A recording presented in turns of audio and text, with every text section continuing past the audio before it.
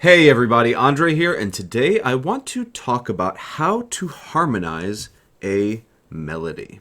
Here we have a very famous hymn tune called Holy, Holy, Holy. Many of you may know it. And what I want to do is I want to go through the process of harmonizing this melody. And you might find that this approach is quite tedious, but until you're really comfortable with just kind of doing it on your own, this is really a very comprehensive approach. So we're going to go through every single one of these notes and list all of the possibilities. So for this E, we're in the key of E major. Okay, so we're in the key of E major. And we want to think, what are the possible chords that have an E in them? Let's start thinking diatonically. So for this E, it's the root of a 1 chord, E, G sharp, B. It's the third of a 6 chord, C sharp, E, and G sharp. It's the fifth of an A chord, A major, A, C sharp, and E, which happens to be the 4. And it's the seventh of an F sharp minor 7 chord, which is 2. Now, that's only the tip of the iceberg. Okay? Those are the diatonic chords. We're not even going to do the chromatic stuff yet. So we have that for our E. We're going to do the same thing for G sharp. G sharp is the root of a 3 chord, minor 3. It is the third of an E chord, which is 1. It's the fifth of a C sharp chord, which is 6. And it's the seventh of an A chord, which is 4, major 7. So those are the diatonic chords for the G sharp. Same exact thing for B. For B, it's the 5, with the root of a 5 chord. It's the third of a 3 chord.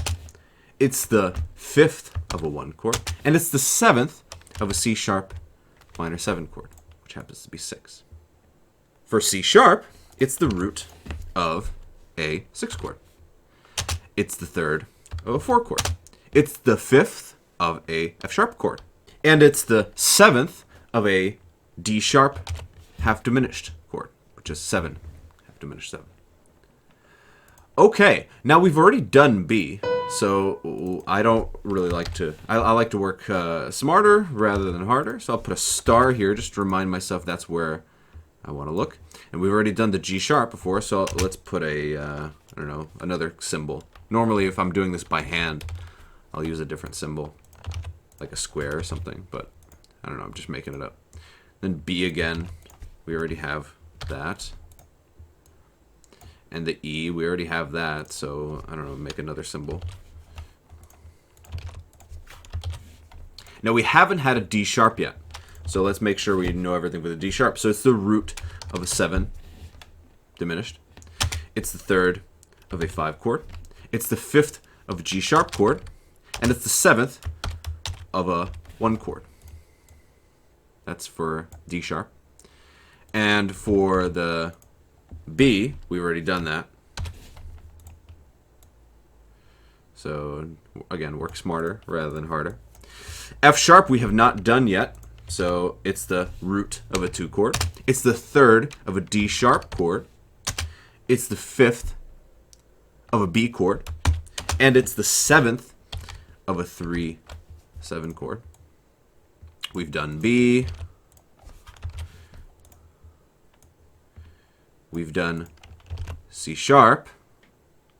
We'll make a new symbol for this one. I don't know. The caret. Sure. Caret there. And again, we've done B. So now that you have all the diatonic possibilities, then now your job is to just kind of plug it in. Well, what are you going to do? And you could just choose whatever, right? So let's go with the really kind of rough way of doing it, which is all root position chords, okay? And this might sound the worst, okay? So 1,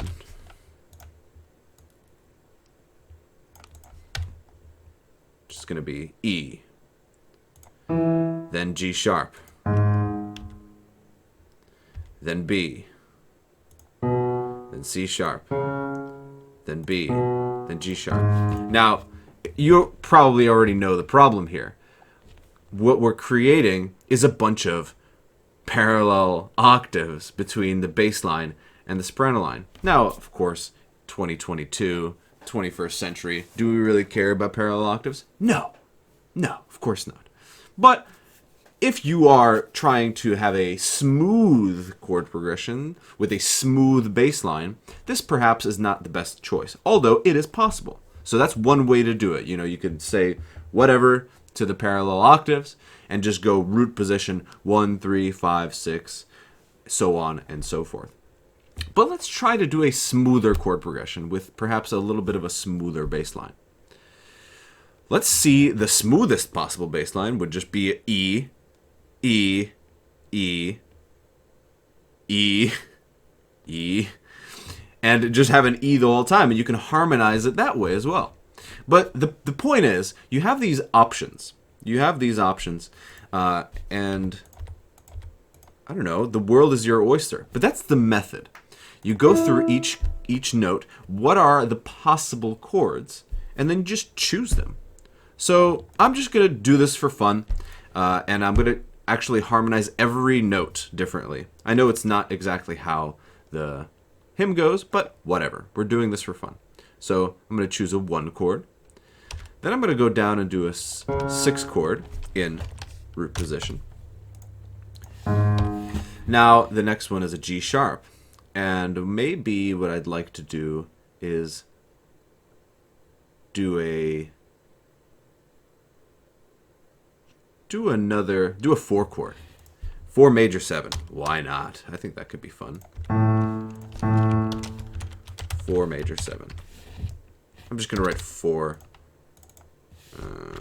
It's so big. 4 major 7.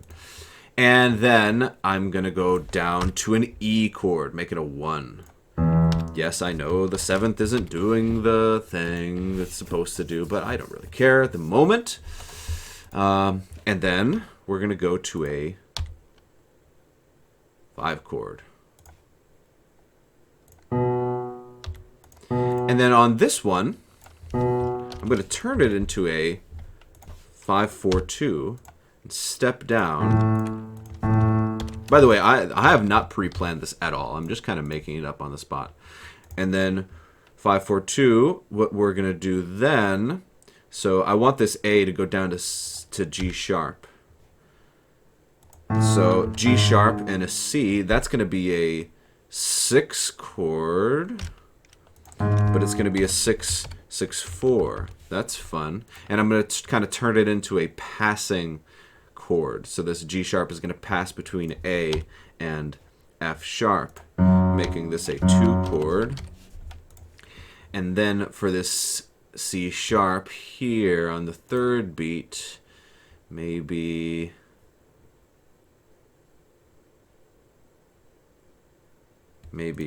I'll go to a C sharp here and turn it into a 6 in root position, and then go down to A, make it an A chord in root position,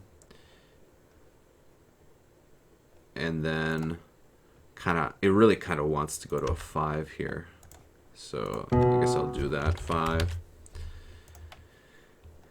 And then instead of going to 1 here, all right, instead of going to 1, I think I'll do a deceptive kind of thing and go to C sharp again. Kind of loving the C sharp right now. And then for this B, let's see.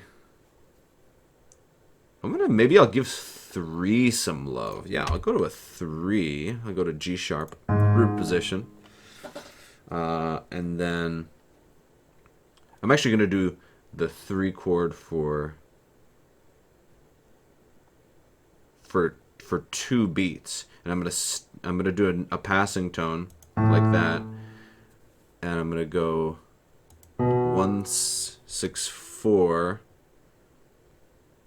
5. So 3. This one is gonna be the same 3 chord. Then this is gonna be a 1 6 4, and it's gonna be a 5. And I'm going to do a 1 here, but in first inversion so that I don't have parallel octaves. And then I'll have a 4 chord. So 1, 6, 4. And here I'll do a 5 chord, I guess. 5, and then I'll do a 6, 7. Yeah, why not? Look at that smooth bass line. Smooth bass line. Right, 6, 7. That's definitely possible. And then I want to do kind of like a 2, 5, 1. I think so. This F sharp. I'll go. This B is going to go down to A. So this C sharp, I'll keep it on C sharp, I think, and do a 2, 4, 3. Kind of like a pedal 4, 3 a little bit. And then I'll go down to, well, I haven't had a 5 in first inversion, so 5, 6.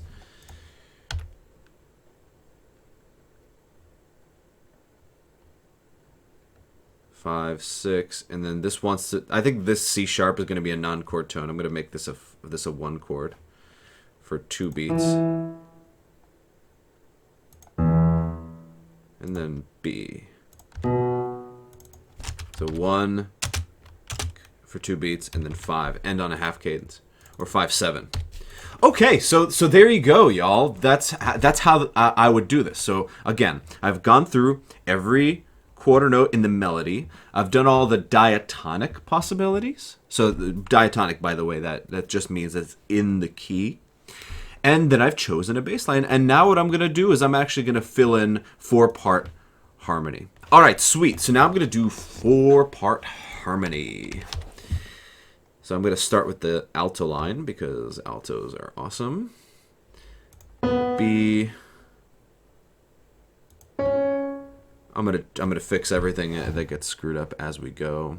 C sharp, B. Make it a half note. D sharp. I'm gonna keep the D sharp again. And a 6 chords. We need an E. 2. Oh, make it a 2, 7. Keep that E. Why not? Resolve. Actually, keep the E. Yeah, pedal. Altos are having a great time right now. And then, what we'll do a suspension. That'll be nice. So this E becomes a 4-3 suspension right here. That's kind of fun. And then we'll go back up to the E here. Cool. So yeah, the altos are a little bit unhappy with me right now, but that's all right. And then G sharp chord. We'll go down to the D sharp.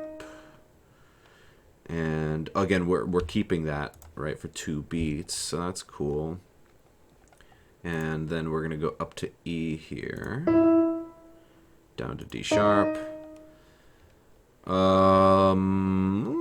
Just to make sure that the range isn't too crazy, we're just going to go back up to the E there. We're going to stay on the E. There might be a problem here. We'll find out later. I'm not going to go down to the D sharp because I don't want parallel octaves with the alto and soprano. So I'm going to... Ooh, here's a little tricky spot. So A and E, that's a 5th. If I go up to F sharp, that's also a 5th. So, okay, I got to back up a little bit. I've screwed this up. So E... Then instead of going down to D sharp, I'm actually going to go up to F sharp. And then with this F sharp, I'm going to double the G sharp here. And I think that should fix my problem. Now I can't go down to the A. Or I can't go up to the A because that'll be parallel octaves. And if I go down to E, then I'm stuck in the same spot. Ooh, what I'm going to do is I'm going to make this a 7th chord. There we go. That's what I'm talking about, baby. And then the G sharp. And it's going to go down to F sharp. Nice, nice, nice. And then we're going to go down to E here. Yes, this is working great. And then 2, 4, 3. So there is a 7th built in. So I'm just going to do that. And I don't want to double the leading tone. So I'm going to go and do something else. Gosh, that E really wants to resolve down, though. So maybe I'll go way down. I'll go down to the B.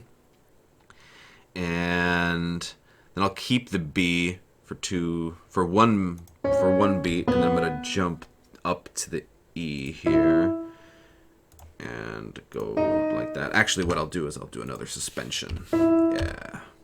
All right, so I have our alto line. Very cool. And now I'm going to add the tenor line. So tenors, sorry to leave you for last, but that's okay again. G sharp, G sharp. We already have a G sharp. If we go down to E, we'll have parallel fifth, so I'm just going to make it an incomplete chord. We already have a B. I don't want to go to E. We have to choose a weird doubling, unfortunately. Let's do G sharp. If we go down to E, then we're going to have parallel octaves. And I don't want that. We need an F sharp here. And we're just going to keep that F sharp. All right, this is a C sharp chord. Oh, everything's accounted for. So in a second inversion, usually the fifth likes to get doubled. We need our third A. We need a G sharp here. It's 4 chord. Everything's accounted for. Everything's fine. We need an F sharp. Let's see. Make sure nothing's wrong. That's good. Don't want to put a G sharp here because then that'll be parallel fifths. So I guess I will give the tenor something to do. I'll have him jump up to this C sharp. That's kind of fun. Da da da da da, and then you kind of jump up. And then I don't want to go down to G sharp because that'll be parallel octaves. So I guess I'll double the third here. Ooh, and I'll have double passing tones here. I'll go with the bass line. That'll be fun.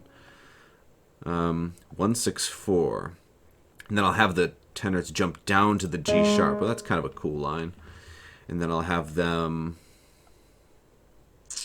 I'll make this a 5/7. That'll kind of make my life easier a little bit. Go to A, and then I'm missing a B, so might as well go to B here. No parallel whatevers. We need a C sharp. So we're continuing that parallel 10th train. So I like this. It's kind of like motivic development. That these two beats and these two beats are the same. That's kind of fun.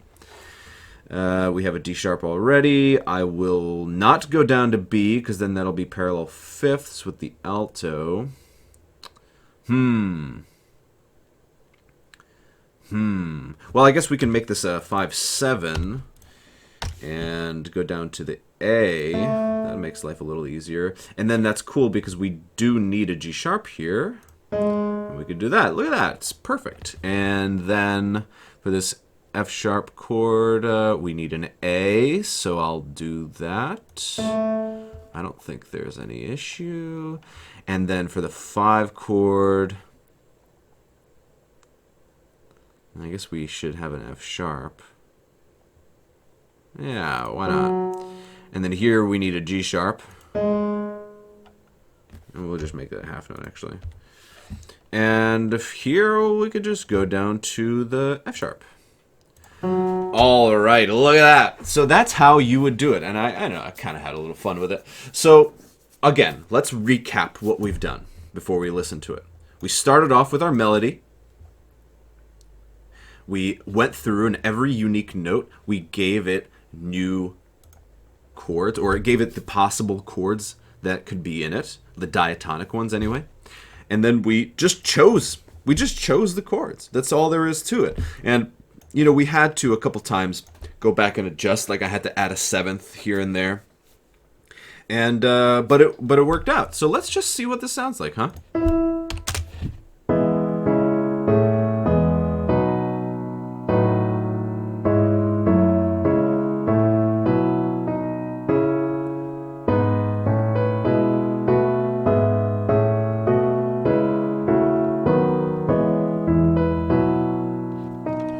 So, I don't know if it's a total stinker, but it's a little weird considering that, you know, we all know that the original, we all know the sound of the original melody. But, I don't know, what did that take a couple of minutes to sort out? Of course, we can go back and we can change. I know, like, this first measure is a little bit, you know, suspect. And maybe over here there was something a little bit funny going on. Certainly this penultimate measure was a little bit screwed up. But the point is, you can harmonize this melody in this way, and it's not that hard. All you have to do is pre-plan a little bit, figure out what the chords could be, and then just choose something. So I hope this was fun for you. I hope this was enlightening. It certainly was fun for me to do. So if you like this kind of stuff, do leave a comment below. Maybe what melody would you like me to try to harmonize in the future? And if you want to see more content, please subscribe to the channel. Every little bit helps as I try to grow this thing. So thanks for watching. I'll see you next time.